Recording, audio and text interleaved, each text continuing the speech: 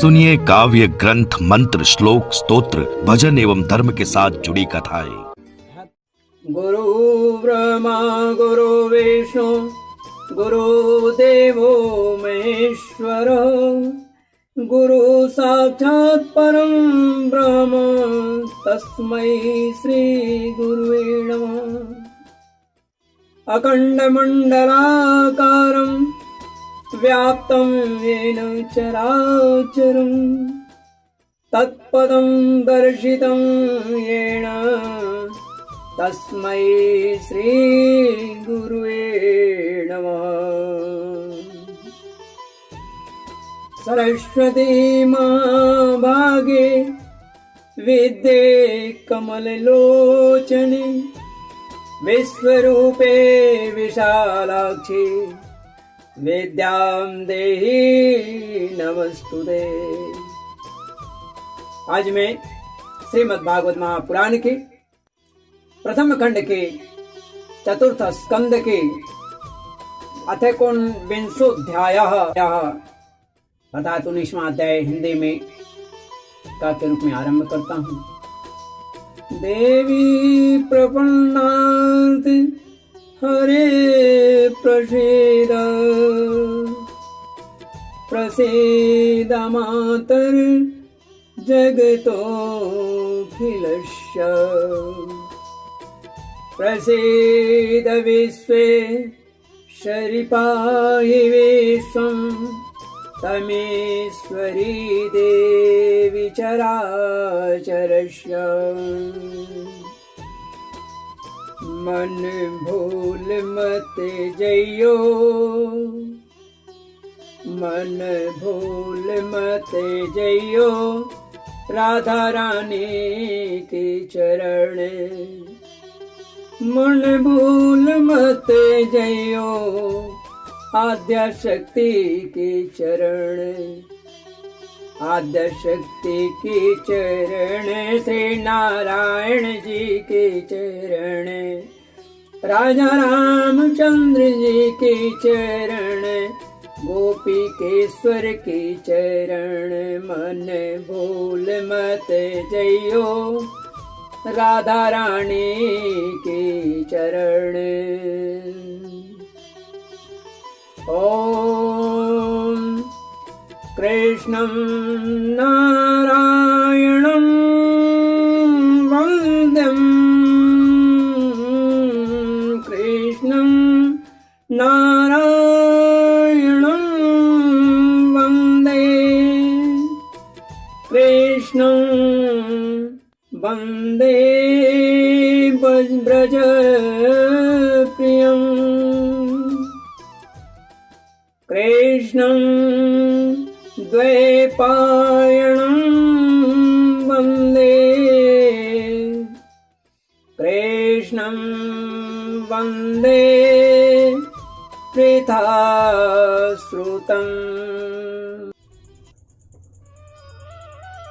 तो महाराज पृथु के यज्ञ में सबके अंतरात्मा एवं सर्वलोक में निवास करने वाले सर्वलोक पूज्य भगवान श्री हरि, भगवान जगदीश्वर निवास कर रहे थे और उन्होंने साक्षात दर्शन भी दिया।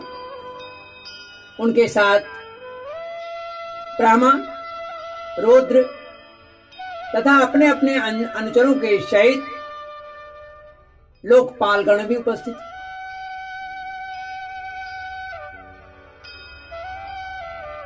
उस समय गंधर्व, मुनि और अप्सराएं भी प्रभु की गीत गा रहे थे। सिद्ध, विद्याधर, दैत्य, चारण, दानव, यक्ष, सुनंद, नंद आदि जो भगवान के प्रमुख पार्षद थे,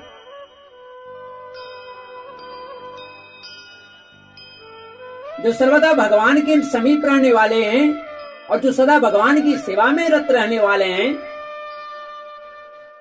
जो भगवान की सेवा में उत्सुक रहते हैं, वे उपस्थित हुए। कपिल, नारद, दत्तात्रेय एवं सनकादि योगेश्वर भी उनके साथ आए थे। प्रभु की शक्ति। भारत, हे भारत, विदुर जी के लिए प्रयोग किया गया।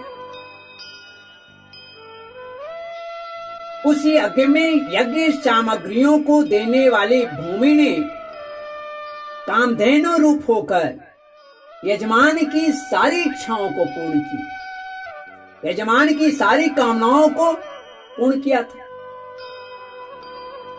नदियां दाख और ईख आदि सब प्रकार के रसों को बहाकर लाती थी तथा जिनसे मधु चूता रहता था, ऐसे बड़े बड़े वृक्ष दूध, दही, अन्न और घृत आदि तरह तरह की सामग्रियां समर्पण करते थे।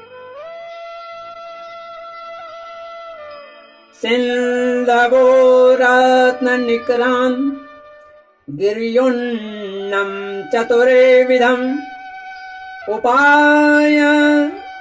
उपाय नमो बाजरू सर्वे लोका सपालका इति चाधोक्ष जेसस्य पृथोस्तु परमोदयम् आसूयन् भगवान् निन्द्र प्रतिघातम् आचीकरत। समुद्र जो थी, बहुत प्रकार के रत्न राशियां, पर्वत, भक्ष्य, भोज, चौस्य और लेह, ये 4 प्रकार के अन्न तथा लोकपालों के सहित संपूर्ण लोक तरह तरह के उपहार उन्हें समर्पण कर दिया। राजा पृथु तो एकमात्र श्री हरि को ही अपना प्रभु मानते थे। ऐसा अंशावतार उनकी कृपा से उस यज्ञानुष्ठान में उनका बड़ा उत्कर्ष हुआ, किंतु यह बात देवराज इंद्र को सहन नहीं। उनको ये अच्छा नहीं लगा और उन्होंने उस यज्ञ में विघ्न डालने की चेष्टा की।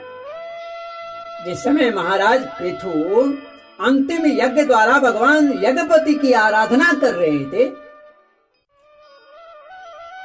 इंद्र ने ईर्ष्यावश गुप्त रूप से उनके यज्ञ का घोड़ा को चुरा लिया, घोड़ा हार कर ले गया। इंद्र ने अपनी रक्षा के लिए कवच रूप पाखंड वेश धारण किया और कर लिया, जो अधर्म में धर्म का भ्रम उत्पन्न करता है, जिसका आश्रय लेकर पापी पुरुष, जिसका अधर्म में भी धर्म सा दिखता है, इसी का आश्रय लेकर लोग समाज में बुराइयां फैलाते हैं। इंद्र ने भी वही किया, कपट वेश धारण किया, पाखंड धारण किया, धर्म का अनुसरण करने का पाखंड उन्होंने किया और इन आश्रय लेकर पापी पुरुष भी धर्मात्मा जान पड़ता है। तो इस वेश में वे घोड़े के लिए बड़ी शीघ्रता से आकाश मार्ग से जा रहे थे।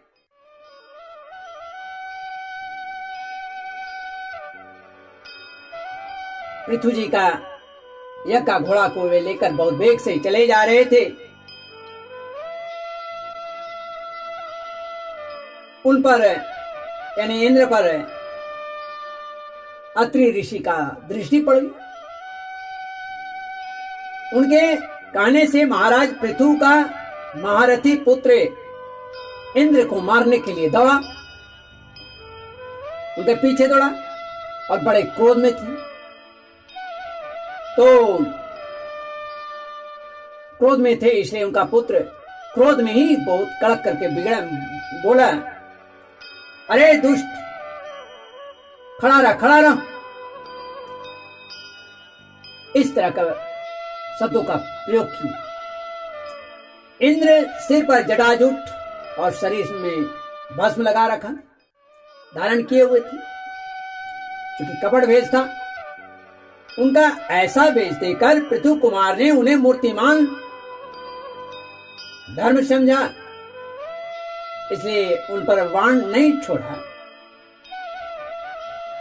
जब वह इंद्र पर वार के बिना ही लौट आया, तब महर्षि अत्रि ने पुनः उसे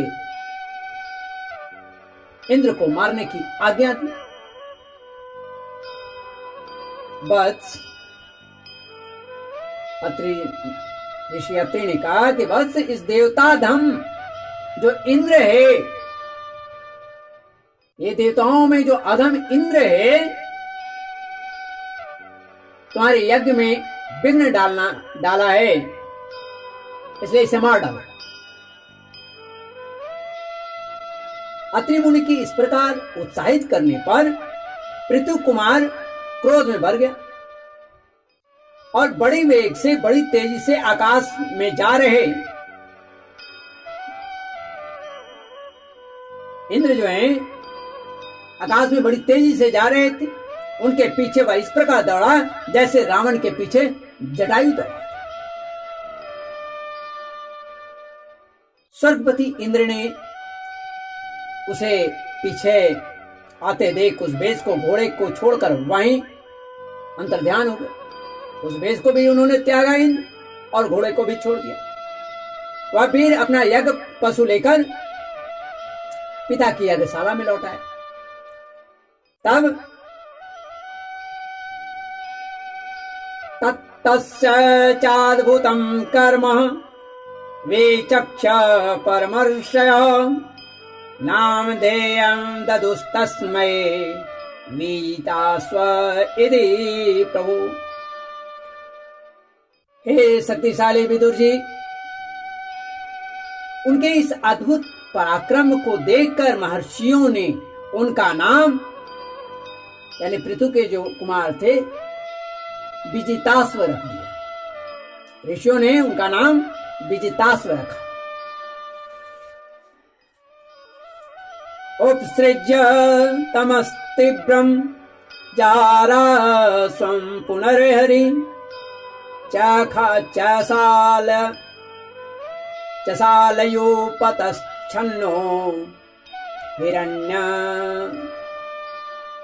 हिरण्यरषणं विभो। यज्ञ पशु को चसाल और यूप में यज्ञ पशु को चसाल और यूप में, तो यूप में क्या, तो यज्ञ मंडप में यज्ञ पशु को बांधने के लिए जो खंभा होता है उसे यूप कहते हैं, और यूप के आगे रखे हुए बलयाकार, जो बाला के आकार का काष्ठ को चसाल कहते हैं।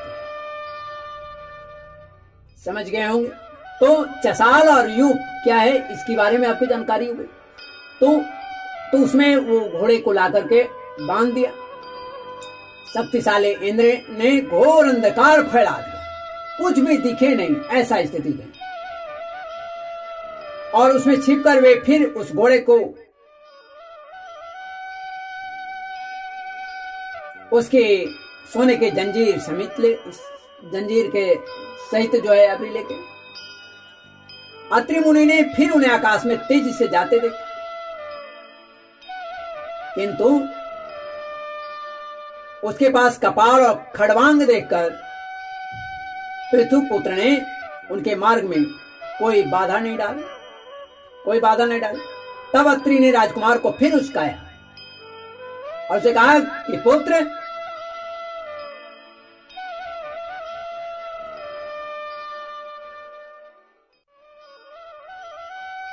वही इंद्र फिर तुम्हारे घोड़े को ले जा रहा है। यह से इसे वह बहुत क्रोधित हो गए गुस्से में भरकर इंद्र को लक्ष्य बनाकर अपना बाण चढ़ाया। तो यह देखते ही देवराज फिर अंतर्ध्यान हो गए, फिर घोड़े को छोड़ दिया और फिर अंतर्ध्यान हो गए। वीर विजिताश्व जो थे अपना घोड़ा लेकर पिता की यज्ञशाला में फिर लौट आए। तब से इंद्र के उस निंदित वेश को मंदबुद्धि पुरुषों ने, इन्हीं ये जो पृथु के यज्ञ के समय में इन्होंने जो वेश धारण किया था, इसी को दुष्ट लोग जो हैं, निकृष्ट लोग जो हैं, गंदे विचार वाले जो हैं, इस वेश को धारण कर लिए हैं। तो इंद्र ने अपहरण की इच्छा से जो जो रूप धारण किए थे वे पाप के थे, और पाप के खंड होने के कारण पाखंड का लाया। पाखंड किसको कहते? पाप का खंड होने के कारण इसे पाखंड कहते हैं। तो इंद्र के उस निंदित वेश को मंदबुद्धि पुरुषों ने ग्रहण कर लिया। यहां एक चीज ध्यान देने का है कि यहां खंड शब्द चिन्ह का वाचक है। इस प्रकार पृथु के यज्ञ का विध्वंस करने के लिए यज्ञ पशु को चुराते समय इंद्र ने जिन्हें कई बार ग्रहण करके त्यागा था, उन नग्न, रक्तांबर तथा कपालिक आदि पाखंड पूर्ण आचारों में मनुष्यों की बुद्धि प्रायः मोहित हो जाती है, क्योंकि ये नास्तिक मत देखने में सुंदर हैं और बड़ी बड़ी युक्तियों से अपने पक्ष का समर्थन करते हैं। वास्तव में ये उपधर्म मात्र है। लोग भ्रमवश धर्म मानकर उसमें आसक्त हो जाते हैं। ध्यान रखने की चीज, बड़े गौर से इसको समझने का चीज है। इंद्र की इस कुचाल का पता लगने पर परम पराक्रमी जो महाराजा पृथु थे, तो महाराज पृथु को बड़ा क्रोध आया। उन्होंने अपना धनुष उठाकर उस पर बाण चढ़ाया। उस समय क्रोध के आवेश में महाराज पृथु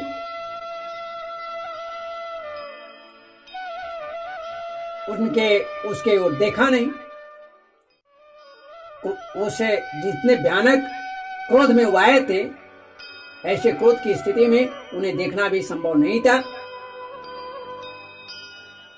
उनकी ओर देखा नहीं जाता था। जब ऋत्विजों ने देखा कि असह्य पराक्रमी महाराज पृथु इंद्र का वध करने को तैयार हो गए हैं, तब उन्हें रोकते हुए कहा, राजन निवारयामासुरो महामते न युज्यते त्राण्यबध प्रचोदितात्। आप तो बड़े बुद्धिमान हैं। यज्ञ दीक्षा ले लेने पर शास्त्रविद यज्ञ पशु को छोड़कर और किसी का वध करना उचित नहीं है।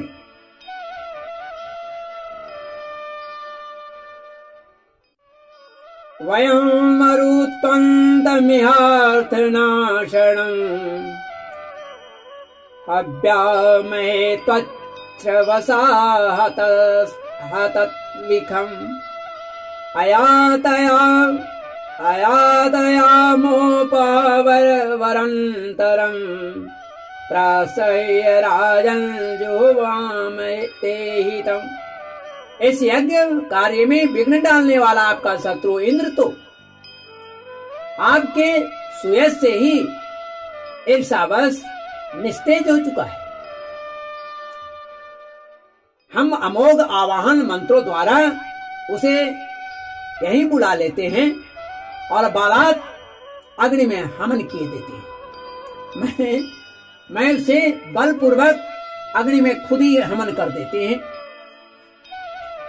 विदुर जी यजमान से इस प्रकार सलाह करके उसके याजकों ने क्रोध पूर्वक इंद्र का आह्वान किया। वे श्रुवा द्वारा आहुति डालना नहीं चाहते थे कि ब्रह्मा जी ने वहां आकर उन्हें रोक दिया। वे बोले, याजकों, तुम्हें इंद्र का वध नहीं करनी चाहिए। यह यज्ञ संगक इंद्र तो भगवान की ही मूर्ति है।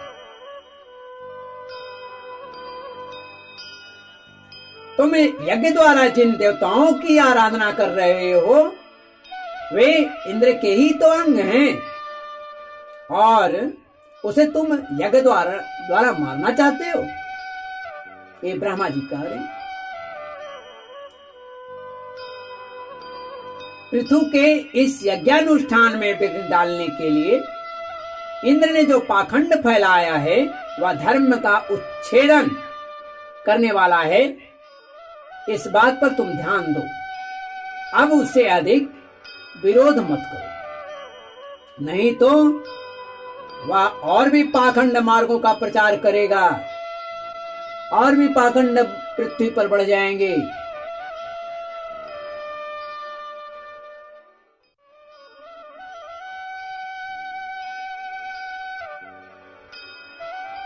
अच्छा, परम यशस्वी महाराज पृथु के 99 ही यज्ञ रहने दो। फिर राजर्षि पृथु ने कहा, राजन, आप तो मोक्ष धर्म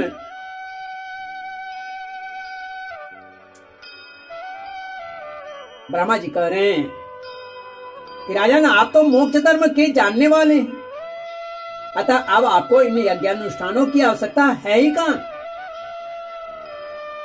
आपको इसके अनुष्ठान की आवश्यकता नहीं है। आप मंगल हो, आपका मंगल हो। आप और इंद्र दोनों की पवित्र कीर्ति भगवान श्री हरि के शरीर हैं। इसलिए अपने ही स्वरूप भूत इंद्र के प्रति आपको क्रोध नहीं करनी चाहिए। आपका यह यज्ञ निर्विघ्न समाप्त नहीं हुआ, विघ्न आ ही गया, क्योंकि आप क्रोधित हो चुके हैं।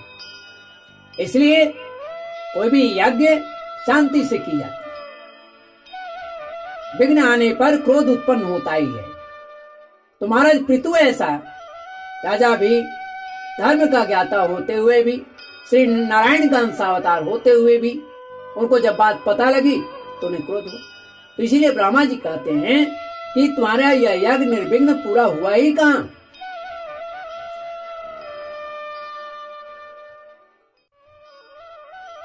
आपका यह यज्ञ निर्विघ्न समाप्त नहीं हुआ है, इसके लिए आप चिंता न करें। हमारी बात आप आदर पूर्वक स्वीकार कीजिए। देखिए, जो मनुष्य विधाता के बिगाड़े हुए काम को बनाने का विचार करता है, जो मनुष्य जिसे विधाता ने बिगाड़ दिया है, इसे पूर्व मैंने कहा था कि विधाता ने जिसके भाग्य को कुचल दिया है, आत्मदेव की कथा में, आज मैं उसी का पुनः भागवत के अनुसार बता रहा हूं कि जिसे विधाता ने भाग्य बिगाड़ दिया है, जिसके कार्य को बिगाड़ दिया है, तो और विधाता के बिगाड़े हुए कार्य को, काम को बनाने का विचार करता है, उसका मन निश्चित ही अत्यंत क्रोधित हो जाता है। अतः उसे विधाता को ही, भगवान को ही समर्पित कर देनी चाहिए। तुमने ही बनाया, तुम्ही ने ये बिगाड़ने का प्रयास किया है, तुम समझो। अर्थात क्रोध पर काबू रखें किसी भी धर्म कार्य में। तो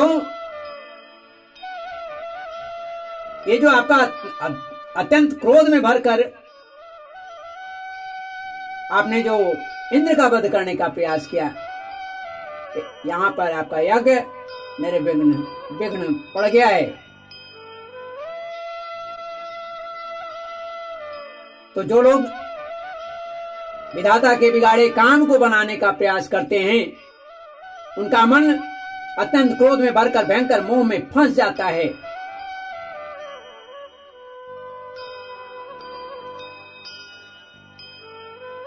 आगे ब्रह्मा जी कहते हैं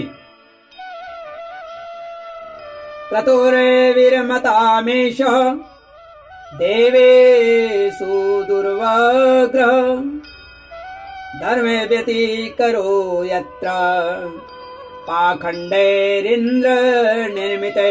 बस इस यज्ञ को बंद कीजिए। इसी के कारण इंद्र के चलाए हुए पाखंडों से धर्म का नाश हो रहा है, क्योंकि देवताओं में बड़ा दुराग्रह होता है। जरा देखिए तो, ब्रह्मा जी कहते हैं कि जरा देखिए, जो इंद्र घोड़े को चुराकर आपके यज्ञ में विघ्न डाल रहा था, उसी के रचे हुए इस मनोहर पाखंड की ओर सारी जनता खिंचती चली जा रही है।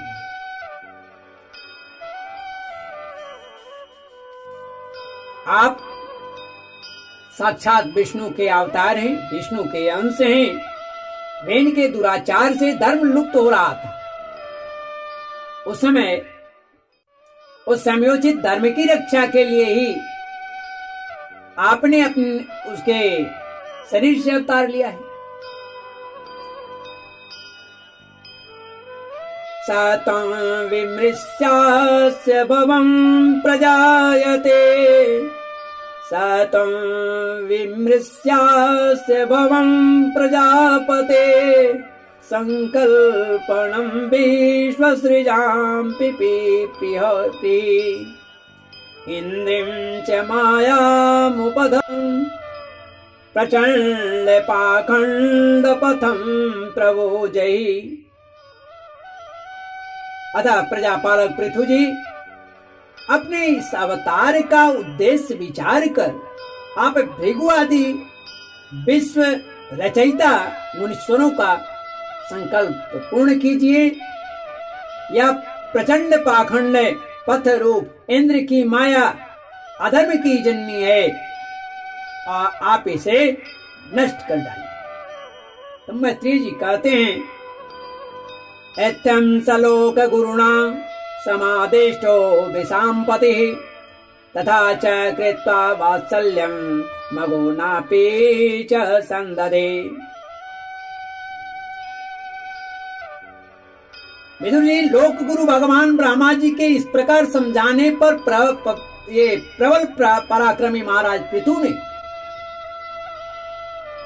यज्ञ का आग्रह छोड़ दिया और इंद्र के साथ फिर प्रीतिपूर्वक संबंध बना लिया, प्रेम बना लिया। इसके पश्चात तवे अज्ञान यज्ञ के अंत में जब उन्होंने स्नान करके निवृत्त हुए, तब उनके यज्ञों से तृप्त हुए देवताओं ने उन्हें अभीष्ट वर प्रदान किया, मनोवांछित वर दिए। आदिराज पृथु ने अत्यंत श्रद्धा पूर्वक ब्राह्मणों को दक्षिणाएं दी। ब्राह्मणों ने उनके सत्कार के लिए सत्कार से जब संतुष्ट हो गए, तो ब्राह्मणों ने अमोघ आशीर्वाद प्रदान किया। वे कहने लगे, उन ब्राह्मणों ने क्या कहा, त्वया हुता महाबाहो सर्वैव समागता, पूजिता दानमानाभ्यां पितृदेवर्षि मानवा। वे कहने लगे, महाबाहो, आपके बुलाने से जो पितर देवता ऋषि और मनुष्यादि आए थे, उन सभी का आपने दान मान से खुद सत्कार किया है, अतः आपका जय हो। इस प्रकार श्रीमद् भागवत महापुराण के प्रथम खंड के चतुर्थ स्कंद के पृथु विजय 19वां अर्थात 19वां अध्याय यहाँ पर हिंदी में समाप्त होता है। त्रुटियों के लिए मैं क्षमा चाहूंगा। श्रीमन्नारायण नारायण नारायण हरि हरि नारायण नारायण नारायण गोविंद नारायण नारायण नारायण। हरि हर नारायण नारायण नारायण श्रीमन नारायण नारायण नारायण गोविंद नारायण नारायण